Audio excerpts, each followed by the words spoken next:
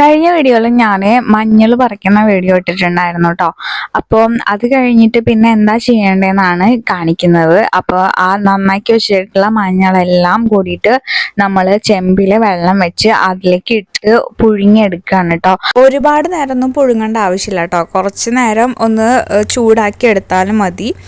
അത് കഴിഞ്ഞിട്ട് പിന്നെ അത് നന്നായി നമ്മൾ ഒരു പാത്രത്തിലേക്കാക്കി മുകളിൽ കൊണ്ടുപോയിട്ട് ഉണക്കാനിടും കേട്ടോ. ആ ഉണങ്ങിക്കഴിഞ്ഞാൽ വെള്ളമൊക്കെ ഒന്ന് വാർന്നു കഴിഞ്ഞാൽ നമ്മളത് മുറിച്ചിങ്ങനെ പകുതി ആക്കിയിട്ട് അത് നമ്മൾ നന്നായിട്ട് വീണ്ടും ഉണക്കാനാക്കിയിട്ട് എടുക്കും കേട്ടോ.